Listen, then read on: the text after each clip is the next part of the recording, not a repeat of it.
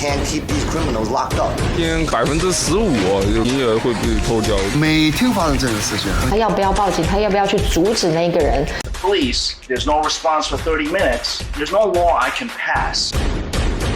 您刚才看到的画面不是好莱坞动作大片，而是切实发生在我们身边，全美当下最常见的犯罪手法——零元购。这背后通常是有组织的犯罪行为，歹徒主要通过社交媒体联络集合，冲进商店疯狂扫货，带着抢到手的战利品迅速逃走，留给商家和警察一片狼藉。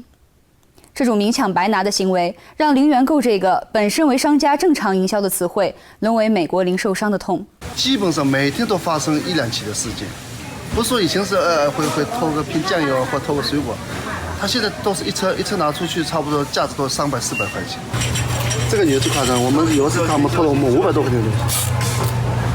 大型商场和连锁商店一直是零元购犯罪分子的作案地点。这段视频便发生在我们身边的华人聚集区法拉盛 Skyview 购物中心。然而，这样的场景目前也在中小型超市开始上演。每天下午差不多最少要100块钱给他偷掉。上次抓到一个人偷了1800块钱，基本上都是海鲜，全部都是海鲜，因为海鲜很贵嘛，一头帝黄蟹就400到600块。现在请了保安会好很多了，就是说没办法，因为我们你如果不请的话，他直接就拿着就走了。您刚才听到的商家心声，不过是纽约市零售盗窃的冰山一角。根据市府的最新统计，截止今年5月中旬，全市共收到21578起关于零元购的投诉，比去年同期的20552起增加了5%。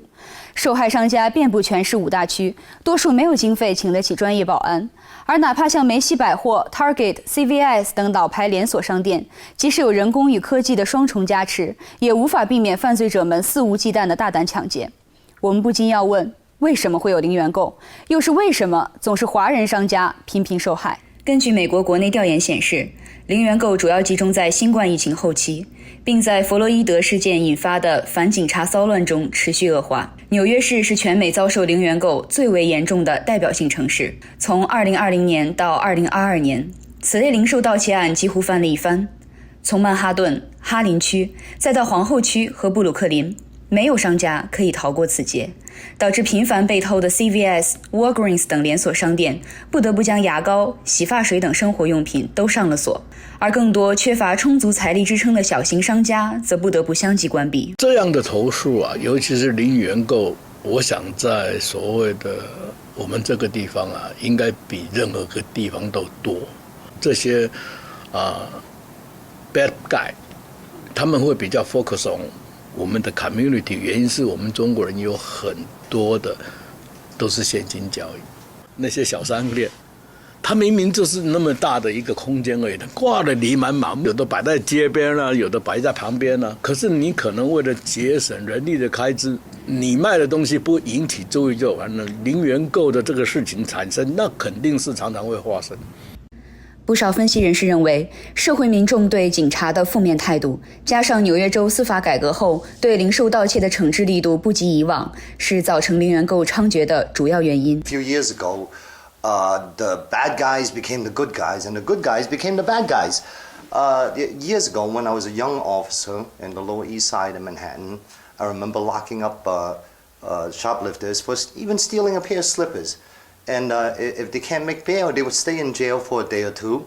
And even if nothing happens to them subsequently, it's just not worth it for them to risk going back to jail for another day or two instead of just getting let go immediately after you get arrested. So they're less reluctant to shoplift in the near future. So now when bail reform happened and it says, oh, okay, we can't keep these criminals locked up. Not even the judges can use their discretion based on their history, whether it be violent or not. So it started then, and the criminals realized, hey, you know what? I can steal whatever I want, and I'll be out in 2 hours to do it again. So now it's there's no recourse, and that's the reason why it's out of control. 进来看见我那边钱换的那边，他就要我们钱，就后来就拿枪就来，我们就看后面小姐就看了，哇，有枪就叫我钱给他，我们钱就给他。有的报警，现在报警很多东西因素很多啊，有的警察就跟你说你自己要小心一点啊，我们也很忙啊。他觉得好像这些东西拿了都是免费的，你也拿我没办法，因为你报警，警察也不会来啊，就感觉那个法律会保护他，你知道吗？ In our conversation with small business owners, they feel lack of confidence in the NYPD and law enforcement. And we do what we can to empower the police.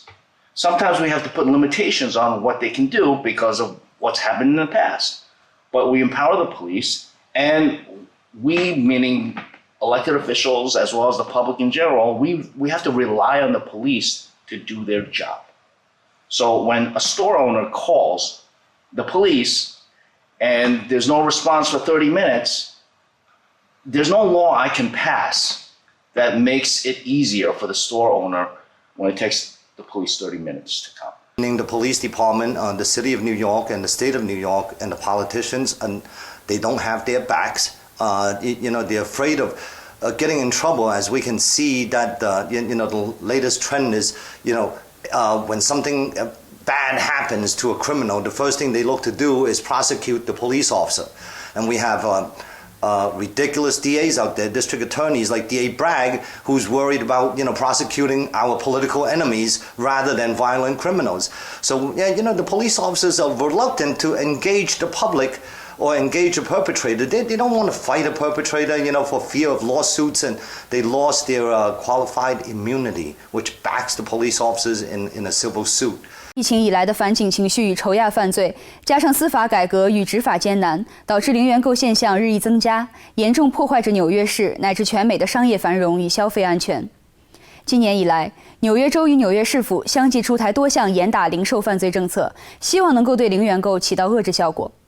我们为此采访了新法案的多位关键制定者，也听到了来自警方与商家的真实反馈。纽约州长霍楚在今年新推出打击有组织的零售盗窃5项保护措施，并与25财年州预算案一起签署惩罚。新法案加重了刑事处罚力度，将攻击零售店员的行为由轻罪升级为重罪，同时把销赃零元购到来的商品定义为违法行为，拨款4020万元成立专门打击零售盗窃执法小组，并为小商家提供500万税收抵免，以增加安保措施。We noted that you announced the new laws in the end of April, and like commercial security tax credit program, like aggregate larceny charges. We are curious, why did you and state government choose these specific measures against this kind of issue? So I do have to give credit to Governor Hochul. She did initiate many of the discussions that we had about retail theft and the growing problem thereof.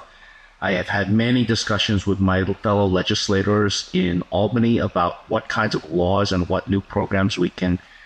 initiate in order to combat the retail theft. We want to protect small business owners, we want to protect customers, and we want to send a message that we cannot continue to tolerate the significantly increased level of retail. 因为当初州长在提的时候，他提的是大范围的组织性的针对100人以上，比如说 Macy's、Target 这种零售商店，大型零售商店，所以他的这个 incentive 是只有写在你要赚12000块以上，你要请人100人以上。其实对我们这些 local 的超市或者是 bodega 这个路边的这个小商店，我只是卖个饼干汽水，这些人才是真正受害者，因为他们没有像 Target 或 Macy's 这种大型的保险去保护他的商品的损失，这些都是在这些小商家里面自己的生活的 cost 里面，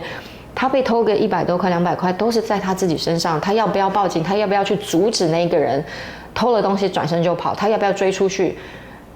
这些都是他们在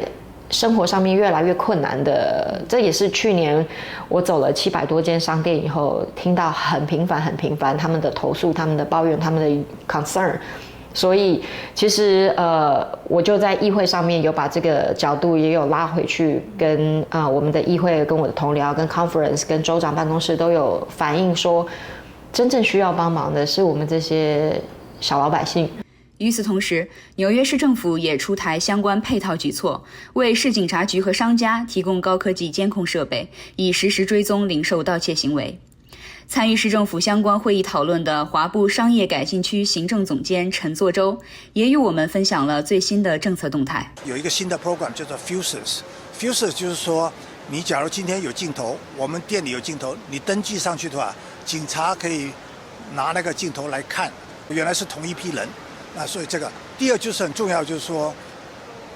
我们一定要做教育，他们在鼓励民间，你千万不要贪便宜去买那个东西，因为他鼓励他去更偷东西。曾经的执法警员以及商家们也表达了他们的意见，认为或许政府可以做得更多，希望从根源上解决问题，比如增加警察人数，并加大对犯罪者的惩治力度。不仅是纽约，追根溯源，美国特色零元购最早出现于加州。由于2014年通过的47号法案，950元以下的盗窃行为由重罪转为轻罪，导致犯罪者开始肆无忌惮，零售盗窃案不断增加。而这些有组织的盗贼们甚至开始跨州拓展零元购业务，使纽约、芝加哥等城市也备受冲击。不堪其扰的加州民众近年发起矫正运动，起草终止47号法案的民间倡议，目前已获得超过40万人签名，甚至得到了圣荷西市长和旧金山市长的联名支持。纽约州未来是否会在司法层面继续跟进，我们会持续关注。欢迎点赞并关注美国中文电视 YouTube 频道，点击小铃铛，及时获得最新的新闻推送。我们下期节目再见。